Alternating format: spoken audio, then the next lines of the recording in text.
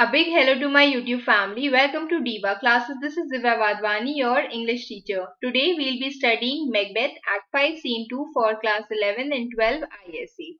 इस सीन में we will study that troops gather and go to take down Macbeth. Troops from the part of Scotland वो साथ में gather होते हैं and they decide कि वो लोग Macbeth को डिफीट कर देंगे. Okay, this will study in this scene. तो यहाँ पर आप देख रहे हो कि कुछ पीपल फ्रॉम कुछ सोल्जर्स हैं from the army, they have come up together और वो they are going towards the Birnam Wood so that वो मैल्कम से मिल सके, उनकी ट्रूप्स के साथ ज्वाइन कर सके और वहां पर they can plan together against Macbeth. तो समरी फर्स्ट विल स्टडी कौन कौन कैरेक्टर्स हैं यहाँ पर. Menteith is there, Menteith, Menteith, you can pronunciate it accordingly. Katniss, Angus, Lennox and soldiers are there. तो ये सब कौन है? Menteith, Katniss, Angus and Lennox. These are Scottish Thane जो मैकबेथ को छोड़ चुके हैं और they are going towards Malcolm, the son of King Duncan, so that वो लोग मिल करके मैकबेथ के खिलाफ प्लान कर सके, आर्मी फॉर्म कर सके. ओके, तो ये सारे थेन्स है वहां के. फिर बोला गया scene summary.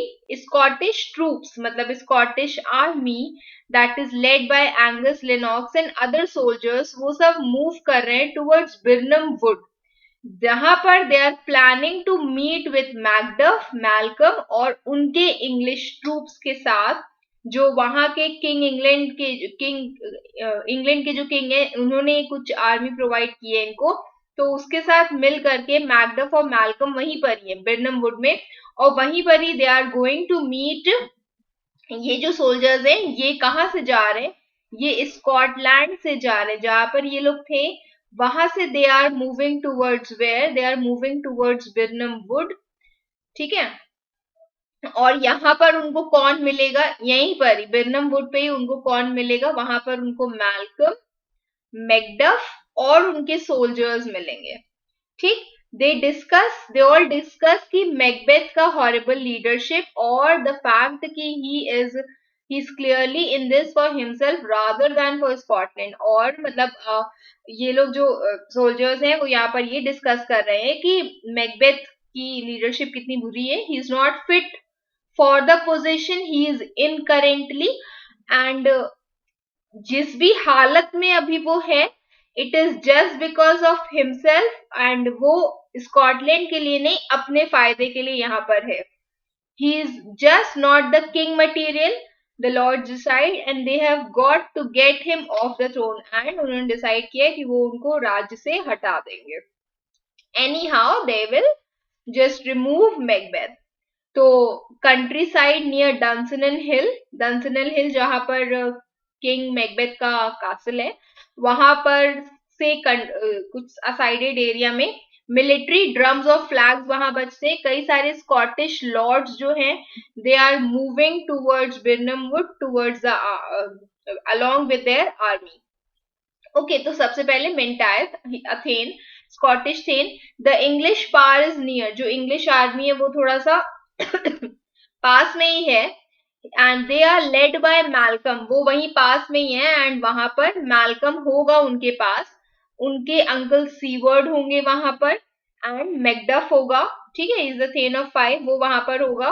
रिवेंजेस burn in them, उनके अंदर रिवेंज बहुत ज्यादा है, it is burning in them for their dear causes because they have very strong reasons to take revenge against whom? Against Macbeth. Malcolm के father was killed इसलिए he wants revenge. Macduff के wife and son were killed इसलिए he wants to take revenge. So they have very strong, very dear causes, very dear reasons to kill Macbeth. For their dear causes would, to the bleeding and grim alarm, excite the mortified man. इसको ऐसे करके पढ़ो कि क्योंकि उनके reasons इतने strong हैं कि इट वुड एक्साइट द मॉर्टिफाइड, वो एक डेड पर्सन या फिर एक हाफ डेड पर्सन को भी लेके जाएगा to where, to the bleeding and grim alarm. Bleeding मतलब एक कह लो कि कैसी फील्ड में जहां पर बैटल चल रही हो, वहां पर अगर वो कह रहे हैं कि मैल्कम और मैकडफ के बाद इतने स्ट्रॉन्ग रीजंस हैं कि उनके रीजंस जो हैं अगर कोई भी इंसान सुन लेगा तो भले ही वो इंसान हाफ डेड हो, वो उनको लेकर के जाए, उनके रीजन से वो हाफ डेड इंसान भी उठ जाएगा and it will move towards the bleeding and very serious gloomy bloody battle. Alarm battle यहाँ पर बोला गया है जहां पर वो फाइट हो रही होगी, क्योंकि अगर मैन के पास वैसे रीजंस हो जैसे मैकडफ और मेलकम के पास है। तो एंगस कहता है वहां पर near Birnam Wood shall we meet then, that way they are coming, वो उधर से आ रहे हैं, ये मेन है। ठीक है, बिरनम वुड ये मेन है, दिस इज इंपॉर्टेंट, आपसे सीधे एमसीक्यू में ये वाला क्वेश्चन पूछा जा सकता है। तो इधर से आ रहे हैं इंग्लिश सोल्जर्स, ओके, और इधर से आ रहे हैं स्कॉटिश लॉर्ड्स अपने सोल्जर्स के साथ। ठीक, और दोनों कहाँ मिलेंगे? बिरनम वुड पे मिलेंगे। ये एक फॉरेस्ट है, डंसनन हिल नियर स्कॉटलैंड के पास, ये एक फॉरेस्ट है जो इंग्लिश आर्मी है कट्स इट डाउन, मतलब ये लेटर बाद की बात बताई गई है जब एक्चुअल में लास्ट के सीन्स में, कि जो इंग्लिश आर्मी है वो इन बिरनम वुड को कट करती है, उसको यूज करती है एज डिस्गाइज, सो दैट वो अप्रोच करे हिल की तरफ, और इससे वियर्ड सिस्टर्स की प्रोफेसी फुलफिल होती है। वियर्ड सिस्टर अपनी प्रोफेसी में, जो विचेस अपनी प्रोफेसी में कहती है ना कि तुमको कोई नुकसान नहीं होगा जब तक बिरनम वुड खुद चलकर तुम्हारे पास नहीं आएगा। तो ऑब्वियसली वो बोलती है ऐसे है, लेकिन इसका क्या मतलब होता है कि कोई भी वो, तो मैकबेथ उसका क्या रेफरेंस निकालता है कि फॉरेस्ट खुद चलकर थोड़ी ना मेरे पास आएगा, मतलब मुझे कभी भी कुछ होगा ही नहीं। तो कैथस कहता है उसपे, who knows if Donalbain be with his हिज ब्रदर, तो डंकन के दो बच्चे मैल्कम, ठीक है, किंग डंकन के दो बच्चे मैल्कम प्लस डोनल बेन, तो कैथस पूछता है कि क्या किसी को पता है कि क्या डोनल बेन भी है अपने ब्रदर मैल्कम के साथ? तो लेनॉक्स कहता है I am very sure sir कि वो वहां पर नहीं है, ही इज नॉट देयर। मेरे पास एक फाइल है, एक लिस्ट है of the people of all gentry of all noble, कि जो भी उस आर्मी में उस टाइम पर हैं, उसमें सीवर्ड के सन है and many unrough youth, unrough very smooth faced youth हैं वहां पर, that even now display their first of manhood, कि जो अभी now they are ready to proclaim that they are a man now, लेकिन अभी भी they have very smooth faces, इतना ज्यादा उनके बियर्ड्स नहीं ग्रो किए हैं। ठीक है, तो मेंटाइट बोलता है उसपे that what does the tyrant and what is Macbeth doing actually. Caithness कहता है ग्रेट डंसिनन ही स्ट्रांगली फोर्टिफाइज, वो कह रहा है कि जो उसका कासल है ऑन डंसिनन हिल, वो उसको बहुत ही स्ट्रांगली फोर्टिफाई करके रखा है उसने, मतलब अपने प्लेस को स्ट्रोंगर बना रखा है, कवरिंग सोल्जर्स आर्म्स एम्यूनिशन सबसे मिला करके उसने अपने कासल को बहुत कवर अप करके रखा हुआ है। कुछ कहते हैं that he is mad, he has gone mad, जो बाकी हैं जो उससे कम नफरत करते हैं, they call him a brave person fury, कि एक अच्छा इंसान, एक नोबल इंसान, बहुत ज्यादा गुस्से में है, लोग ऐसे कहते हैं उसको। But for certain, but I am very much sure sir, he cannot buckle his distempered cause within the belt of rule, कि वो अपने इस एंगर को he cannot control himself, या फिर उसका एंगर, देखो यहाँ पर एक क्या चीज यहाँ पर बोली गई है, इसी ये जो लाइन है दिस इज इम्पोर्टेंट, तो उसी के लिए ये बोला गया है कि मैकबेथ का रेन, जो उसका रूल है, वो इतना क्योटिक है, इतनी सिंफुल, इतने पाप हुए हैं इसमें कि ये इम्पॉसिबल है उसके लिए कि अब उस चीज को वो कंट्रोल करे और रीगेन कर सके ऑर्डर को। जैसे डंकन के टाइम पर चीजें बहुत पीसफुल थी, and they are comparing it to buckling connotes the idea of trying to put a belt when you are too fat. Suppose करो कि कोई person है, now I'm going to make a very horrible C drawing, ठीक है, इस ये जो person है ये बहुत फैट है, इस पर्सन को अपने ये जो फैट है, सपोज करो उसने कोई जीन्स पहनी है और उस जीन्स को बकल अप करना है उसको, ठीक है, टाइटली, तो कह रहा है कि वो जो जीन्स है, जो उसकी क्लोथिंग है, जो उसकी बेली है, वो सपोज करो कि स्कॉटलैंड है और उस स्कॉटलैंड को उसको बकल अप करना है, उसको बेल्ट करना है, सो दैट वो उसको कंट्रोल कर सके। तो ये चीज वो नहीं कर सकता है, बेल्ट ऑफ रूल वो कंट्रोल नहीं कर सकता है। अपने जो भी उसने एक्ट्स किए हैं, जो अनऑर्गेनाइज चीजें उसने की हैं, वो इतनी ज्यादा डिसऑर्गेनाइज हो चुकी हैं कि अब वो वापस स्कॉटलैंड में ऑर्डर नहीं ला सकता। ओके, तो एंगस कहता है नाउ डज ही फील कि उसके जो सीक्रेट मर्डर्स हैं स्टिकिंग ऑन हिज हैंड, अब वो उसको ऐसा लगता है, अब मतलब मैकबेथ कहता है, एंगस कहता है किसके लिए, मैकबेथ के लिए, वो ये कह रहा है कि नाउ ही फील्स कि उसके जितने भी सीक्रेट मर्डर्स हैं मैकबेथ के, वो उसके हैंड्स पर हैं। ये why is he saying so, कि ही इज सेइंग कि देखो, ये इसके बाद वाला पार्ट था जो यहाँ पर मैंने लिखा हुआ है, आप अपने पास मार्क कर लेना इसको। ही इज सेइंग कि every now minutely every minute revolts upbraid his faith breach, revolts denounce criticize his faith breach, उसके ट्रेजन के लिए हर बार कोई ना कोई आदमी उसको पनिश करी, इन द सेंस कि हर minute Macbeth is facing a new revolt, हर पर्सन एवरीवन इज रिमाइंडिंग कि he has breached his faith as King Duncan's subject and Banquo's friend and a king, मतलब कि हर मिनट कोई ना कोई पर्सन जो है वो उससे रिवॉल्ट कर रहा है। यही लोग हो गए, एंगस हो गए, लिनॉक्स हो गए, मेंटाइस हो गए, कैथनस हो गए, तो ये सब भी कौन है, ये सब भी तो पहले किंग डंकन के पास थे, उसके बाद मैकबेथ के पास गए, लेकिन जस्ट बिकॉज कि they don't like Macbeth now, अब वो शिफ्ट कर रहे हैं मैल्कम और मैकडफ की तरफ, सो दैट वो मैकबेथ को हटा सके।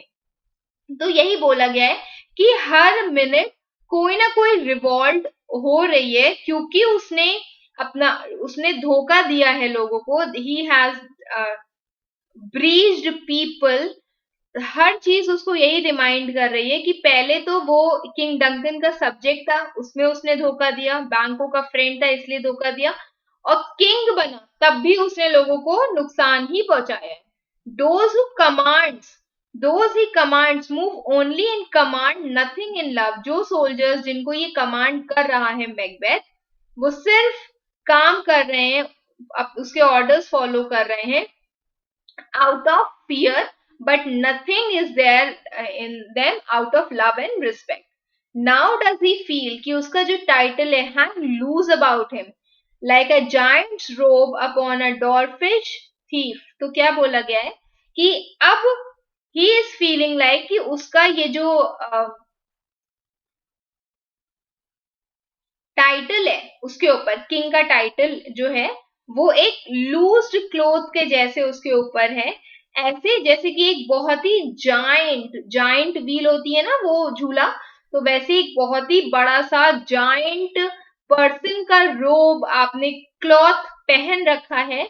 किसने पहन रखा है, एक डॉर्फिश थीफ ने, एक छोटा बोना इंसान जो एक थीफ है उसने चुरा लिया है एक जाइंट पर्सन का रोब। यहाँ पर किंग डंकन को हम जाइंट बोल रहे हैं कि एज इफ कि किसी बड़े इंसान का टाइटल या बड़े इंसान का क्लॉथ तुमने पहन रखा है और ऐसा लग रहा है वो तुम्हारे ऊपर कि वो बहुत लूज है, इल फिट है, ठीक है, मांगा पहनना है। या फिर किसी छोटे बच्चे को अगर आप देखोगे तो वो जब बड़े बच्चों की चप्पल पहन लेते हैं, स्लीपर्स पहन लेते हैं, तो वो कैसे लगते हैं, तो वैसे ही यहाँ पर उसके लिए बोला गया है, मैकबेथ के लिए।